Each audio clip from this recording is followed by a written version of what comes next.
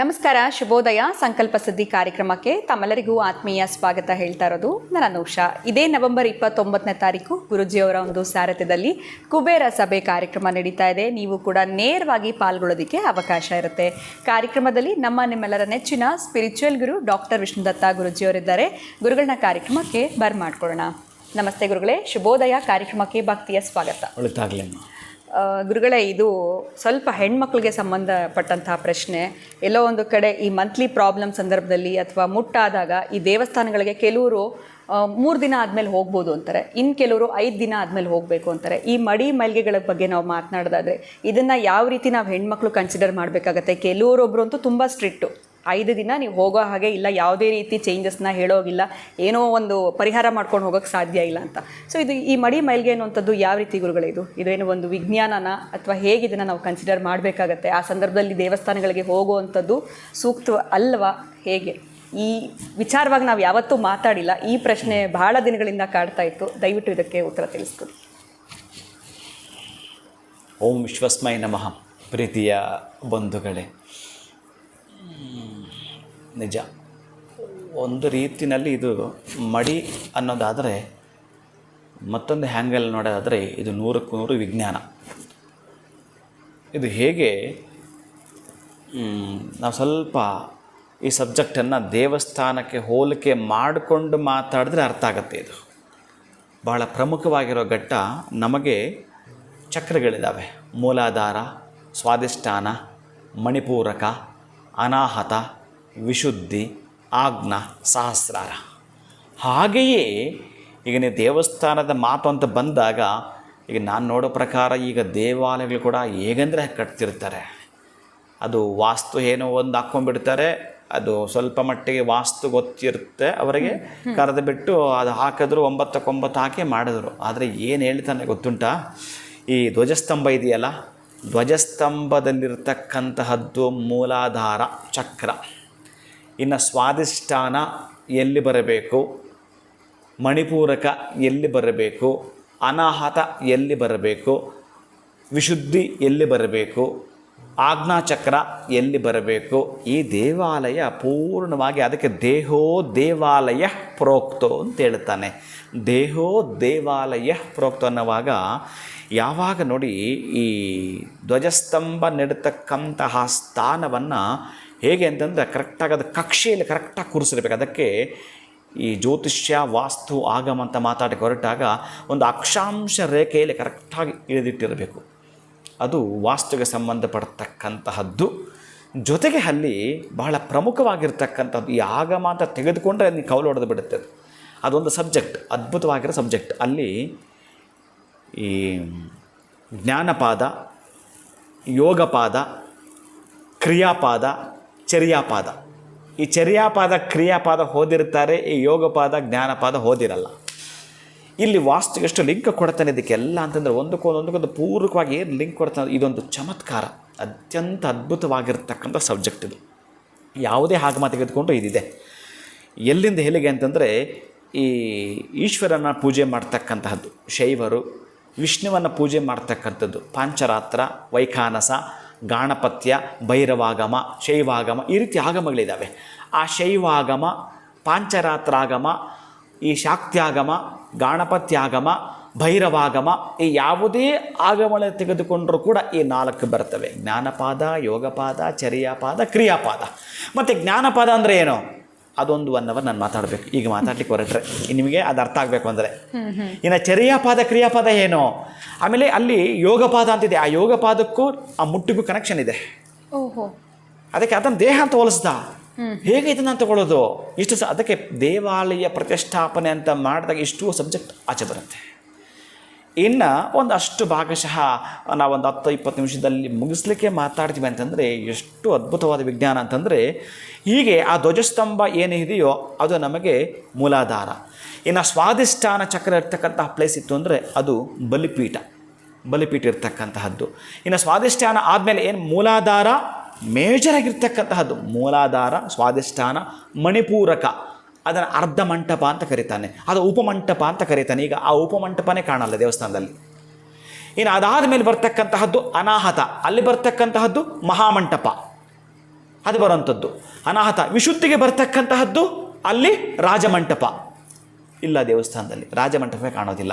ಇನ್ನು ಆಜ್ಞಾಚಕ್ರಕ್ಕೆ ಬರ್ತಕ್ಕಂತಹದ್ದು ವಿಮಾನ ಗೋಪುರ, ಗರ್ಭಗುಡಿ, ಇದು ಬರ್ತಕ್ಕಂತಹದ್ದು. ಇನ್ನು ಸಹಸ್ರಾರಕ್ಕೆ ಬರುವಂಥದ್ದು ದೇವರು ಪ್ರತಿಷ್ಠಾಪನೆ ಮಾಡುವಂಥದ್ದು. ನೋಡಿ, ಇಲ್ಲಿಗೆ ನಿಲ್ಲಿಸ್ತೀನಿ ಇದನ್ನು, ಮತ್ತೆ ಇನ್ನು ಮುಂದಕ್ಕೆ ಹೋಗೋದು ಬೇಡ ನಾನು. ಈಗ ನೀವು ಹೇಳಿದ್ದು ಈ ಮುಟ್ಟಾಗ್ತಕ್ಕಂಥ ಹೆಣ್ಣು ಮಕ್ಕಳಿಗೆ ಅದಕ್ಕೆ ಈ ಮೂಲಾಧಾರದಿಂದ ಸಹಸ್ರಾರ ಚಕ್ರ ತನಕ ಗೊತ್ತಾದರೆ ಅದಕ್ಕೆ ಈ ಚಕ್ರಗಳಿಡ್ತಾರೆ. ಈ ಚಕ್ರಾಬ್ಜ ಮಂಡಲ ಅಂತೇಳಿ ಈಗ ಚಕ್ರ ಬರೀತಕ್ಕಂಥವ್ರು ಸಿಗೋದೇ ಇಲ್ಲ. ಚಕ್ರಗಳು ಬರೀತಕ್ಕಂಥವ್ರು ನೀವು 1,00,000ಕ್ಕೆ ಅಥವಾ 10,00,000ಕ್ಕೆ ಒಬ್ಬರು ಸಿಗೋದಿಲ್ಲ. ಈಗ ನಮ್ಮ ಇದರಲ್ಲಿ ಏನು ಬಳಸ್ತೀವಿ, ಯಾವುದು ಅದು ಸೂರ್ಯ ಪಂಚಾಯತನ ಅಕ್ಷಯ ವೃಕ್ಷ, ಅಲ್ಲಿ ಬಳಸ್ತೀವಿ. ಅದಕ್ಕೆ ನಾನು ಹೇಳ್ತೀನಿ, ಈ ಪ್ರಪಂಚದಲ್ಲಿ ನಿಮಗೆ ಯಾರೂ ಕೂಡ ಕೊಡೋದಿಲ್ಲ. ಈ ಪ್ರಪಂಚದಲ್ಲಿ ಯಾವ ವ್ಯಕ್ತಿ ಕೂಡ ನಿಮಗೆ ಮಾಡಿಕೊಡಲಿಕ್ಕೆ ಸಾಧ್ಯವೇ ಇಲ್ಲ ಅಕ್ಷಯ ವೃಕ್ಷವನ್ನು. ಅದರಲ್ಲಿ ಅಷ್ಟು ಪದಾರ್ಥ, ಅಷ್ಟು ಬೀಜಾಕ್ಷ ಹಾಕಿರ್ತೀವಿ, ಅದರಲ್ಲಿ ಅಷ್ಟು ಹುಡುಕಿ ಅದನ್ನು ನಾವು ಆ್ಯಡ್ ಮಾಡಿಕೊಟ್ಟಿರ್ತೀವಿ. ಅದಕ್ಕೆ ಶಕ್ತಿ ಇದೆ. ಅದು ನಿಮ್ಗೆ ಫಲ ಕೊಡೋದನ್ನು ಕಾಯಬೇಕು, ಅಥವಾ ಕೆಲವು ಶೀಘ್ರವಾಗಿ ಕೊಟ್ಟು ಬಿಡುತ್ತೆ. ಅದು ಇತ್ತು ಅಂತಂದರೆ ನಿಮ್ಮ ಹತ್ರ ಅಕ್ಷಯ ಪಾತ್ರ ಇದ್ದ ಹಾಗೇನೆ ನೀವು ಬೇಡಿದ್ದನ್ನು ಪಡೆದುಕೊಳ್ಳಿಕ್ಕೆ ಸಾಧ್ಯ ಇದೆ. ಅಷ್ಟು ಶಕ್ತಿ ಅದರಲ್ಲಿ, ಎನರ್ಜಿ ಇದೆ ಅದರಲ್ಲಿ. ಅದಕ್ಕಾಗಿ ಈ ಮೂಲಾಧಾರದಿಂದ ಸಹಸ್ರಾರ ತನಕ ಮಾತಾಡ್ತಕ್ಕಂಥ ಚಕ್ರಗಳ ಸಮ್ಮಿಲನ ಇದೆಯಲ್ಲ, ಈ ಮುಟ್ಟಾಗ್ತಕ್ಕಂತಹ ಸಂದರ್ಭದಲ್ಲಿ ಹೆಣ್ಣು ಮಗು ಏನಾದರೂ ದೇವಸ್ಥಾನಕ್ಕೆ ಬಂದರೆ, ಯಾಕಂದರೆ ಮೂಲಾಧಾರ ಆಕೆಯ ಜನನಾಂಗದ ದ್ರವಗಳು ಏನು ಇದಾವೋ ಅವು ಅಪಾನ ವಾಯುವಿನ ಚಲನೆಯಿಂದ ಬರ್ತವೆ. ಅಪಾನ ವಾಯುವಿನ ಚಲನೆಯಿಂದ ಹೊರಬರಬೇಕಾದ್ರೆ ಇನ್ನು ದೇಹದಲ್ಲಿರ್ತಕ್ಕಂತಹ ಆ ತರಂಗಾಂತರ ಶಕ್ತಿ ಹೊರಹೊಮ್ಮುತ್ತೆ. ಯಾವಾಗ ಆ ಶಕ್ತಿ ಹೊರಹೊಮ್ಮುತ್ತೋ ಆ ಶಕ್ತಿ ಈ ಮಗುವಿಗೆ ಜಾಸ್ತಿ ಕೊಡುತ್ತೆ. ಆಗ ವಿಪರೀತವಾಗಿ ಆ ಮಗುವಿನ ದೇಹದಲ್ಲಿ ಸ್ವಾಸ್ಥ್ಯ ಕಳೆದುಕೊಳ್ತಾಳೆ. ಆಕೆಯ ದೇಹದ ಆರೋಗ್ಯದಲ್ಲಿ ಬಹಳಷ್ಟು ಏರುಪೇರಾಗ್ಬಿಡುತ್ತೆ. ಅದಕ್ಕಾಗಿ ಬರಬಾರದು ಅಂತ ಹೇಳ್ತಾರೆ. ದೇಹದಲ್ಲಿ ಬಹಳಷ್ಟು ಸ್ವಾಸ್ಥ್ಯವನ್ನು ಕೆಡಿಸ್ಕೊಳ್ತಾ ಆರೋಗ್ಯದಲ್ಲಿ ಏರುಪೇರಾಗತ್ತೆ. ಆ ಎನರ್ಜಿ ಅವಳಿಗೆ ಆ ಒಂದು ದೇವಸ್ಥಾನದಲ್ಲಿ ಅಷ್ಟು ಚಕ್ರಗಳ ಶಕ್ತಿ ಹೊರಹೊಮ್ಮಿದಾಗ ಮಾಮೂಲಿ ಇಲ್ಲ. ಆಕೆ ಆ ಅಪಾನ ವಾಯುವಿನ ಚಲನೆಯಿಂದ ಆ ದ್ರವಗಳು, ಆ ಜನನಾಂಗದ ಆ ಒಂದು ದ್ರವಗಳು ಹೊರ ಬರ್ತಾ ಇದೆ. ಅದಕ್ಕೆ ಈ ಮಗು ಏನಾದರೂ ಆ ಸಂದರ್ಭದಲ್ಲಿ ಹೋಗಿದ್ದೆ ಆದರೆ ಬಹಳಷ್ಟು ಆರೋಗ್ಯ ಹದಗೆಡುತ್ತೆ. ಇದು ವಿಜ್ಞಾನ. ಅಲ್ಲಿ ಹಾಕಿರ್ತಕ್ಕಂಥ ಚಕ್ರಗಳು, ಆ ಧ್ವಜಸ್ತಂಭ, ಮೂಲಾಧಾರ, ಸ್ವಾಧಿಷ್ಠಾನ, ಮಣಿಪೂರಕ, ಅನಾಹತ, ವಿಶುದ್ಧ, ಆಜ್ಞಾ, ಶಾಸ್ತ್ರ, ಇದೆಲ್ಲ ಚಕ್ರಗಳು. ಈಗ ಆ ಥರದ್ದು ದೇವಸ್ಥಾನವೂ ಕಾಣಲ್ಲ. ಗೊತ್ತಿಲ್ಲ ನನಗೆ ಹೇಗೆ ಅಂತೇಳಿ. ಇನ್ನು ಮಡಿಯೂ ಕೂಡ ಹೌದು, ಮಡಿಯೂ ಕೂಡ ಮೊದಲೇ ಹೌದು. ಯಾಕಂದರೆ ನೀವೆಲ್ಲ ಕರೋನಾ ಬಂದಾಗ ನೋಡಿದ್ದೀರಿ, ಈಗಷ್ಟೇ ಮುಟ್ಟಂಗಿಲ್ಲ. ಹೌದು ಗುರು, ನೀವು ಶೇಕ್ ಹ್ಯಾಂಡ್ ಇಲ್ಲ. ಗೊತ್ತಾಯ್ತು ನಮಗೆ ಒಬ್ರದೊಬ್ರಿಗೆ ಈಗ ಹರಡ್ತಾವಂತ, ಹೇಗೆ ಗೊತ್ತಾಗುತ್ತೆ ಅಂತ. ಆದರೆ ಮಡಿಗಿಂತಲೂ ಸ್ವಲ್ಪ ಹೆಚ್ಚಿನ ಮೌಲ್ಯವನ್ನು ಕೊಡ್ತೀವಿ ಅಂತಂದರೆ ವಿಜ್ಞಾನ ಕೊಡಬೇಕು ನಾವು. ಯಾಕಂದರೆ ಆಕೆಯ ಆರೋಗ್ಯ ಮುಖ್ಯ. ಆಕೆ ಏನು ಬೇಕೋ ಅದನ್ನು ಪಡ್ಕೊಳ್ಬೇಕು. ಅದಕ್ಕೆ ಆ ವಿಜ್ಞಾನದ ಕೆಳಗಡೆ ಕುಳಿತುಕೊಂಡು ಯೂನಿವರ್ಸ್ಗೆ ನಾವು ಕನೆಕ್ಟ್ ಆಗಿ ಮಾತಾಡ್ತೀವಿ ಅಂತಂದರೆ ನಮ್ಮ ಒಂದೊಂದು ಪದಕ್ಕೂ ವಜ್ರದ ಮೌಲ್ಯವಿದೆ. ಒಂದೊಂದು ಪದಕ್ಕೂ ವಜ್ರದ ಮೌಲ್ಯವಿದೆ. ಇನ್ನು ಮಂತ್ರಕ್ಕೆ 100 ವಜ್ರಗಳ ಮೌಲ್ಯವಿದೆ. ಅದಕ್ಕಾಗೇ ಅಲ್ಲಿ ನಿಕ್ಷಿಪ್ತ ಮಾಡಿರ್ತಾರೆ.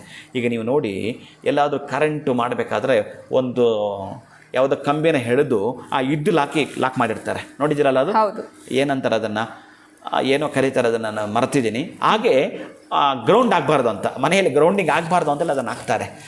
ಅದನ್ನೇ ಅಷ್ಟು ಹಾಕಬೇಕಾದ್ರೆ ಒಂದು ದೇವಾಲಯ ಕಟ್ಟಬೇಕು. ಅದಕ್ಕೆ ಹೇಳೋದು ಪಾಂಚರಾತ್ರ ಆಗಮೋಕ್ತವಾಗಿ ನವದಿನ ಸಂಕಲ್ಪ, ಪಂಚದಿನ ಸಂಕಲ್ಪ, ತ್ರಿದಿನ ಸಂಕಲ್ಪ, ಒಂದು ದೇವಸ್ಥಾನ ಪ್ರತಿಷ್ಠಾಪನೆ ಮಾಡ್ತೀವಿ ಅಂತಂದರೆ ವಿಜ್ಞಾನ. ಅದು ಅಷ್ಟು ಸಬ್ಜೆಕ್ಟ್ ಇದೆ ಅದರಲ್ಲಿ. ಆ ಆಗಮ ಗೊತ್ತಿರ್ತಕ್ಕಂಥವನಿಗೆ ಆ ದೇವರು ಎಷ್ಟು ಇಂಚು ಇರಬೇಕು, ಆ ದೇವಸ್ಥಾನಕ್ಕೆ ಎಷ್ಟು ಇಂಚುಗಳು ಬರಬೇಕು ಆ ದೇವರು, ಅದು ಕೂಡ ಮುಖ್ಯ. ಅದು ಕೂಡ. ಆಮೇಲೆ ಎಷ್ಟು ಬರಬೇಕು ಆ ಕೆತ್ತನೆಯಲ್ಲಿ, ಇವೆಲ್ಲವೂ ಇದೆ. ಇದು ಸಂಪೂರ್ಣವಾಗಿ ನನಗೆ ರಾಷ್ಟ್ರೀಯ ರತ್ನ ಅಂತ ಏನು ಪ್ರಶಸ್ತಿ ಕೊಟ್ಟರು ಇದನ್ನೆಲ್ಲ ಚೆಕ್ ಮಾಡಿದ್ರು. ಈಗೆಲ್ಲ ಇದನ್ನು ಮಾತಾಡಬೇಕಾಯ್ತು ನಾನು. ಇವಾಗೆಲ್ಲ ನಿಮಗೆ ಮೀಡಿಯಾ ಇದೆ. 2002, 3, 4 ಅಂತ ಇರಲಿಲ್ಲ, ಯಾವುದೂ ಇರಲಿಲ್ಲ. ಆವಾಗ ನನಗೆ ಡೆಲ್ಲಿಯಿಂದ ಪ್ರಶಸ್ತಿ ಬಂದಾಗ ಬಹಳಷ್ಟು 4 ಜನ ಕೂತ್ಕೊಂಡು ಪ್ರಶ್ನೆಗಳು ಮಾಡ್ತಾರೆ, ಏಕಕಾಲಕ್ಕೆ ಮಾಡ್ತಾರೆ. ಇವೆಲ್ಲ ಕೂಡ ಏನಂತಂದರೆ, ಒಬ್ಬ ಮನುಷ್ಯನಿಗೆ ಗುಡ್ ಹೆಲ್ತ್ ಆ್ಯಂಡ್ ವೆಲ್ತ್ ಪಡೆದುಕೊಳ್ಬೇಕಾದ್ರೆ ಒಂದೇ ಮಾತಲ್ಲಿ ದೇವಾಲಯಗಳು ನಮಗೆ ಮಹತ್ತರವಾದ ಬ್ಯಾಂಕ್. ನಿಮಗೆ ಬ್ಯಾಂಕ್ ಹೋಗೋದು ಬರೀ ಹಣ ಮಾತ್ರ ಪಡ್ಕೊಳ್ತೀರಿ, ಹೆಲ್ತ್ ಪಡ್ಕೊಳ್ಳಲ್ಲ ನೀವು.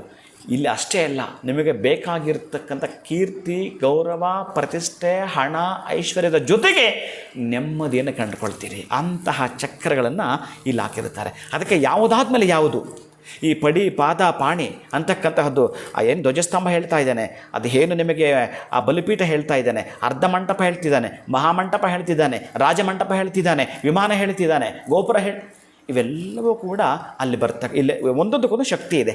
ಆ ಶಕ್ತಿ ಎಲ್ಲ ಕಡೆ ಆ್ಯಡ್ ಆದಾಗ ಈ ಹೆಣ್ಣು ಮಗಲು ಹೋದಾಗ ಅವಳ ದೇಹದಲ್ಲಿ ವೈಪರೀತ್ಯಗಳು ಕಾಣುತ್ತವೆ. ಮೊದಲೇದು ಅಪಾನ ವಾಯು ಚಲನೆಯಿಂದ ಹೊರಗೆ ಬರ್ತಾ ಇದೆ. ಅದಕ್ಕೆ ಇನ್ನು ನಾನು ಈ ವಾಯುಗಳ ಬಗ್ಗೆ ಹೋಗಬೇಕಾದ್ರೆ ದಶವಾಯು ತೊಗೋಬೇಕು. ಈಗ ನಾನು ಪ್ರಾಣ, ಅಪಾನ, ವ್ಯಾನ, ಉದಾನ, ದೇವದತ್ತ, ನಾಗ, ಕ್ರಿಕರದನ ಇಲ್ಲಿ ಇವೆಲ್ಲ ಹ್ಯಾಡ್ ಆಗಿವೆ. ಇದಕ್ಕೆ ಈ ಬೀಜಾಕ್ಷರಗಳು ಆ ಪೊಟೆನ್ಷಿಯಲ್ ಎನರ್ಜಿ ಕೆನೆಟಿಕ್ ಎನರ್ಜಿಯಾಗಿ ಮಾರ್ಪಡ್ತಾ ಕೆಲಸ ಮಾಡ್ತಾ ಇರುತ್ತೆ.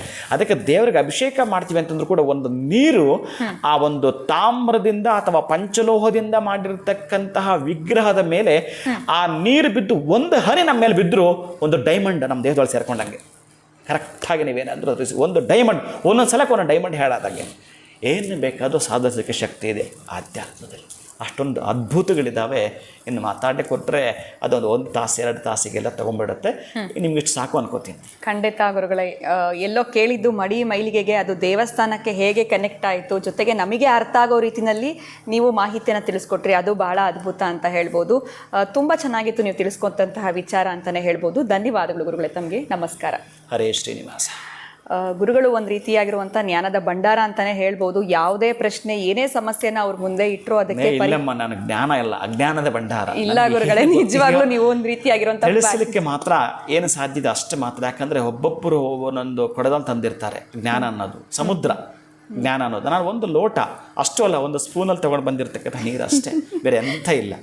ಖಂಡಿತ ಗುರುಗಳೇ, ಇದು ತಮ್ಮ ಒಂದು ದೊಡ್ಡ ಗುಣ ಅಂತ ಹೇಳ್ಬೋದು. ಎಲ್ಲೋ ಒಂದು ಗಾದೆ ಮಾತಿದೆ, ತುಂಬಿದ ಕೊಡ ತುಳ್ಕೋದಿಲ್ಲ ಅಂತ, ಆ ರೀತಿ ಅಂತ ಹೇಳ್ಬೋದು. ಬಟ್ ನಾವು ಯಾವುದೇ ಸಮಸ್ಯೆ, ಏನೇ ಪ್ರಶ್ನೆ ಅಂತ ಮುಂದೆ ಇಟ್ಟರು ನಮಗೆ ಪರಿಹಾರ ನಮಗೆ ಯಾವ ರೀತಿ ಅರ್ಥ ಮಾಡಿಸ್ಬೇಕು ಉದಾಹರಣೆಗಳ ಸಮೇತ ತಿಳಿಸ್ಕೊಡ್ತೀರಾ ಅಂತಲೇ ಹೇಳ್ಬೋದು.